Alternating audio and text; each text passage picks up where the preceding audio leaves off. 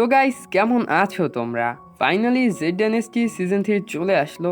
আর তোমরা অনেকেই কমেন্ট করছিলে যে সিজন 3 এক্সপ্লেইন করো, তাই নিয়ে আসলাম জেড ডাইনেস্টি সিজন 3 প্রথম এপিসোড। আর হ্যাঁ, তোমরা যদি এই সিরিজটার আরও এপিসোড দেখতে চাও তাহলে মিনিমাম 50টি লাইক করো। যদি না করো তাহলে আমি বুঝবো যে তোমরা এই সিরিজটা দেখতে চাও না, তাই আমি ভিডিও বানাবো না। তাই দেখতে হলে কমেন্ট করো পার্ট 2 আর একটা করে লাইক করে দিও। যাই হোক, এপিসোডের শুরুতে আমাদের সেই ভিলেজের এল্ডারের ভয়েস শোনানো হয়, যে ব্ল্যাক ফায়ার মিররের হিস্টোরির ব্যাপারে বলছিল, যে প্রাচীন সময়ে পাহাড়ের মাঝে এমন এক ডেমনের জন্ম হয়েছিল যে কিনা যতগুলো হলিফাইং বিস্ট ছিল তাদের সবাইকে এতটা পরিমাণ পাগল করেছিল যে তারা সব লিভিং ক্রিয়েচারদের প্রাণে মারতে শুরু করে। ওই ডেমন এই বিস্টগুলোকে ব্যবহার করে পুরো মানব সভ্যতাকে শেষ করার চিন্তা করেছিল। তবে সেই সময় ওই ভিলেজের লোকেরা সাহসের সাথে মোকাবেলা করেছিল, তবে সবশেষে তারা ওই ডেমন আর্মির কাছে হেরেই যায়। কিন্তু তখনই আবির্ভাব হয় লেডি লিংলং এর। সে ব্ল্যাক ফায়ার মিরর ব্যবহার করে এই ডিমন মিস্টিক ফায়ার ফরমেশন তৈরি করে। সে তার লাইফ স্যাক্রিফাইস করে সবগুলো বিস্টকে ট্র্যাপ করে ফেলে। আমাদের প্রিস্ট লেডি লিংলং তার জীবন দিয়ে সবগুলো বিস্টকে 1000 বছরের জন্য প্রাচীন গুহায় বন্দি করে রেখেছে। এরপর আমাদের প্রিস্ট লেডি লিংলং এর বডি পাথরের মূর্তিতে রূপান্তর হয়ে যায়। এরই সাথে আমাদেরকে প্রেজেন্ট টাইমে সিন দেখানো হয়, যেখানে সেই এল্ডার জিওফেন আর নাইটেল ফক্স কোথাও যাচ্ছিল। সেই এল্ডার বলছিল মারা যাওয়ার আগে লেডি লিংলং তার 5 মিস্টিরিয়াস আর্টিফ্যাক্ট তার 5 জন লয়াল সর্সারার্সের জন্য ছেড়ে যায়। এই সাথে তাদেরকে সতর্ক করে যায় যতক্ষণ পর্যন্ত এই 5টি মিস্টিরিয়াস আর্টিফ্যাক্ট ওই গুহার মধ্যে না যাচ্ছে ততক্ষণ পর্যন্ত ওই বিস্টদের কেউ মুক্ত করতে পারবে না। তাই এটাকে প্রোটেক্ট করার জন্য তোমাদের যদি জীবনও দিতে হয় তোমরা তাই করবে। এরপর আমাদের সেই আদিগোষ্ঠীর লোকটাকে দেখানো হয়, যাকে আমরা আগের সিজনে দেখেছি। এল্ডার বলে ওদের মধ্যে কেউ আর্টিফ্যাক্টকে ব্ল্যাক ম্যাজিকের জন্য ব্যবহার করেছে। এটা বলতে বলতে এল্ডার অসুস্থ হয়ে পড়ে। তখন জিওফেন ওর স্পিরিচুয়াল এনার্জি ব্যবহার করে তাকে হিল করতে লাগে আর বলে জীবন আর মৃত্যু আমাদের হাতে নেই, কিন্তু আমরা তো তাকে বাঁচাতেই পারি, যে না মরেছে না বেঁচে আছে। বেসিক্যালি এখানেও বিয়ার কথা বলছে। তখন নাইনটেল ফক্স বলে এনশিয়েন্ট টাইমে যা হয়েছে এখন তার সবকিছু বদলে গেছে, কোনটা সঠিক কোনটা ভুল তা নিয়ে কারো কোনো মাথা ব্যথা নেই। এর সাথে আমরা ওইখানে জাইরোকেও দেখতে পারি। এল্ডার বলে আমি ক্যারেজের বাইরে একটি বিস্ট রিপেল স্মোক লাগিয়ে দিয়েছি, যার জন্য নর্মাল বিস্টরা আমাদের দিকে আসবে না। এরপর সিন শিফট হয় আর আমরা ঘোস্ট কিংকে দেখতে পারি। তার এক সার্ভেন্ট এসে তাকে বলে জিওফ্যান এক এল্ডারকে নিয়ে আসছে যে মেবি বিয়াওকে বাঁচাতে পারবে। যেটা শুনে ঘোস্ট কিং তো খুশি হয়ে যায় আর বলে আমাদের বেশি বেশি সেনা তাদের পেছনে লাগিয়ে দাও, যেন তাদের এখানে আসতে কোনো অসুবিধে না হয়। এর সাথে বলে ওই গ্রেট এল্ডারকে স্বাগতম জানানোর জন্য প্রস্তুতি শুরু করো। এরপর উনি ওনার মেয়েকে মনে করে আর বলে আর মাত্র কিছুটা সময়। এরপর সিন শিফট হয় আর আমাদেরকে বরফে ঢাকা একটি ভূমি দেখানো হয় যেখানে রোজি দাঁড়িয়েছিল। তখনই ওইখানে এক মক আসে আর রোজিকে বলে ওই দিন আদিগোষ্ঠীর সাথে ভিলেজের লোকেদের যে ফাইট হয়েছিল ওইখানে জিওফ্যান ভিলেজের লোকেদের হয়ে লড়াই করছিল। এটা শুনে রোজি শকড হয় আর বলে ওই দিন জিওফ্যান যা কিছু করেছে তাও নিজের কন্ট্রোলে করেনি। তবে যাই হোক, তোমাকে ওই সকল কিছুর দায়িত্ব নিতে হবে যেগুলো তোমার হাত দিয়ে হয়েছে। এরপরও জিওফ্যানের ব্যাপারে ভাবতে শুরু করে আর বলে তুমি কখনোই বদলাওনি, তুমি সব সময় সেই একই জিওফ্যান ছিলে। পরের সিনে আমরা সেই উইস টাইপের মাস্কওয়ালা লোকটিকে দেখতে পারি।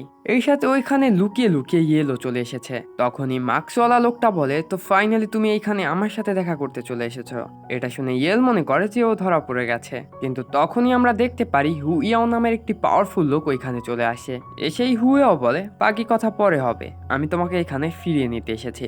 মাস্কওয়ালা লোকটা বলে আমি যেই পথে এসেছি এখান থেকে ফিরে যাওয়া সম্ভব না। এটা বলার সাথে সাথেই হুইয়াও ওর উপর অ্যাটাক করে দেয়। তবে মাস্কওয়ালা লোকটা অ্যাটাক থেকে বেঁচে যায় আর বলে মাফ করো, আমার পূর্বপুরুষরা যেই কাজ ফেলে রেখে গেছে সেটা আমাকে করতেই হবে। এটা বলে ওই লোকটি ওর বিস্টের উপর চড়ে ওইখান থেকে চলে যায়। এইদিকে ক্যারেজের সিন দেখানো হয় যেখানে ওরা খুবই ভালোভাবেই যাচ্ছিল, কিন্তু তখনই হঠাৎ মাটি কাঁপতে শুরু করে আর চারদিক থেকে জঙ্গলি জানোয়াররা ওদের দিকে ছুটে আসে। ফলে ওদের ক্যারেজ আনস্টেবল হয়ে যায়। তখনই কিছু জঙ্গলি বিস্ট সামনে থেকে ওদের উপর আক্রমণ করে।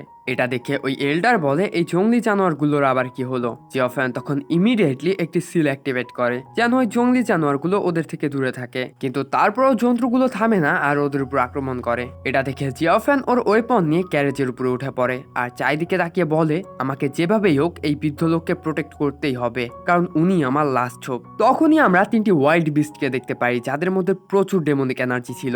ওই বিস্ট 3টি ফিউজ হয়ে একটি বড় বিস্টে ট্রান্সফর্ম হয়ে যায়। এইদিকে এল্ডার উইজার্ড বলে আমি এই বিস্ট থেকে প্রচুর ডেমনিক এনার্জি ফিল করছি। এর মানে এটাই যে এই ডেমনদের কেউ এখানে মুক্ত করছে। ওইদিকে ওই জায়ান্ট বিস্টটা যখনই জিওফেনের উপর আক্রমণ করে, জিওফেন ওই বিস্টটাকে ধরে 2 টুকরো করে ফেলে। এরপর সিন শিফট হয় আর আমাদেরকে একটি ছেলেকে দেখানো হয় যার পিছে অনেকগুলো দানব আকৃতির পাখি লেগেছিল। তখনই আমরা দেখতে পারি এক মঙ্ক এসে ওই ছেলেটাকে বাঁচিয়ে নেয়। এই সাথে রোজি ওইখানে এসে ওই দানব আকৃতির পাখিগুলোর সাথে ফাইট করতে শুরু করে। ওরা রোজির উপর ফায়ার অ্যাটাক করে, তবে রোজি ওর ওয়াটার ফ্রিজিং টেকনিক দিয়ে একটা পাখিকে মেরে ফেলে। তখনই দ্বিতীয় দানব পাখিটি রোজির উপর আক্রমণ করে, তবে রোজিও হার মানে না। এদিকে আমরা দেখতে পারি মঙ্ক ওই ছেলেটাকে হিল করছিল।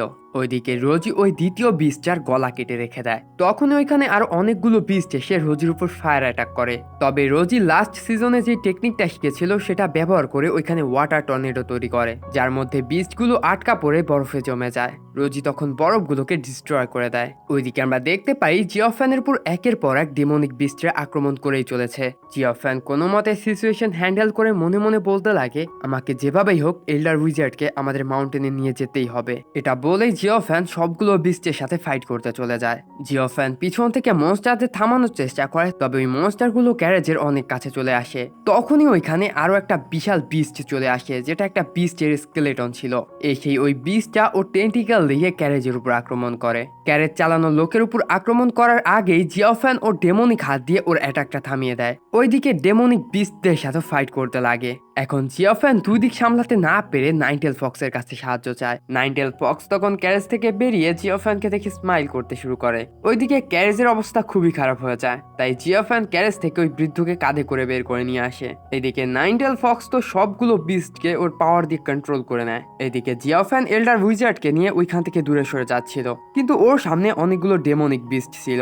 তাই জিওফ্যান ডেমনিক টেন্টিকল ব্যবহার করে সবগুলো বিস্টকে একবার শেষ করে দেয়। কিন্তু তারপরেও আমরা দেখতে পারি ওদের দিকে আরো অনেকগুলো বিস্ট ধেয়ে আসে। এটা দেখে জিওফ্যান ওই এল্ডারকে একটা ফরমেশনের মধ্যে বন্দি করে ফেলে। তারপরও আসতে থাকা সব বিস্টদের মারতে শুরু করে, কিন্তু তখনই একটা বিস্ট বার্ড ওই ফরমেশনের উপর অ্যাটাক করতে আসে। এটা দেখে জিওফ্যান ওই বিস্ট বার্ডটাকে মেরে ফেলে। ওইদিকে কঙ্কালওয়ালা মনস্টারটা নাইনটেল ফক্সের উপর আবার আক্রমণ করে, তবে নাইনটেল ফক্স ওকে ট্র্যাপ করে ফেলে। এদিকে জিওফ্যান ওর থান্ডার ফরমেশন ব্যবহার করে ওর রাস্তায় আসা সবগুলো বিস্টদের মারতে শুরু করে। তখনই আমরা দেখতে পারি আকাশ থেকে বিশাল এক উল্কা ওদের দিকে নেমে আসে। ওইদিকে নাইনটেল ওই কঙ্কালওয়ালা মনস্টারটাকে পুরোপুরি কন্ট্রোল করে ফেলে, তবে ওই কঙ্কালওয়ালা মনস্টারটা ওই উল্কা দেখে অবাক হয়ে যায়। এইদিকে আমরা দেখতে পারি জিওফ্যান ওর স্টিক মাটির মধ্যে গেড়ে দেয় আর ওর ডেমনিক টেন্টিক্যাল ব্যবহার করে এক ঝটকায় সবগুলো বিস্টকে মেরে ফেলে। ওইদিকে উল্কাপিণ্ড অনেক দ্রুত নিচে নেমে আসছিল, যার কারণে পাহাড় ধসে পড়ছিল। এটা দেখে জিওফ্যান দ্রুত লাফিয়ে গিয়ে ওইখান থেকে এল্ডারকে নিয়ে সরে যায়, তবে ও দেখতে পারে জিয়াওবাই তো এখনো ওইখানে আছে, তাই ও জিয়াওবাইকে তাড়াতাড়ি ওইখান থেকে সরে যেতে বলে। তবে জিয়াওবাই তো অন্য কিছুই প্ল্যান করছিল। জিয়াওবাই ওর ম্যাজিক্যাল থ্রেড দিয়ে ওই বিস্টটাকে চারদিক থেকে ঘিরে ফেলে, ফলে ওই কঙ্কালওয়ালা মনস্টারটা শর্টফট করতে শুরু করে। জিয়াওবাইর একটা টানে ওই স্কেলেটনটা ধরাশায়ী হয়ে যায়। ওইদিকে ওই উল্কাপিণ্ডর মতো জিনিসটা জিয়াওবাইয়ের দিকে অনেক দ্রুত আসতে লাগে, তাই জিয়াওবাইও ওইখান থেকে অনেক দ্রুত বেরিয়ে পড়ে। জিয়াওবাই ছোট বড় সব অবজেক্টের মাঝখান দিয়ে অনেক স্মুথলি চলে আসে, যেটা জিওফ্যানও খুবই ভালোভাবে অবজার্ভ করছিল। এরপর জিওফ্যানের স্টিক ওর কাছে চলে আসে আর আমরা দেখতে পারি ওরা দুজন মিলে ওই ভ্যালিটাই পুরো ধ্বংস করে ফেলেছে আর ওইখানে সবগুলো মনস্টার চাপা পড়ে মারা গেছে। এরপর সিন শিফট হয় আর আমাদেরকে রাতের সিন দেখানো হয়, যেখানে আমরা একটি গুহায় মঙ্ক, রোজি আর ওই ছেলেটিকে দেখতে পারি। ওই ছেলেটার কথা শুনে মঙ্ক বলে তোমার কথা শুনে বোঝা যাচ্ছে যে ওই বিস্টগুলো সাধারণ পশু পাখি ছিল। রোজি বলে আমার তো ভাবতেই অবাক লাগছে যে এক রাতের মধ্যে সাধারণ পশু পাখিগুলো এরকম হয়ে গেছে। 10,000 গ্রেন্ড মাউন্টেনের সব পশু পাখি যদি এরকম ডেমনিক অরার মধ্যে এসে ট্রান্সফর্ম হয়ে থাকে, তাহলে আমাদের এটাই মেনে চলতে হবে খুবই তাড়াতাড়ি বড় কোনো যুদ্ধ হতে চলেছে।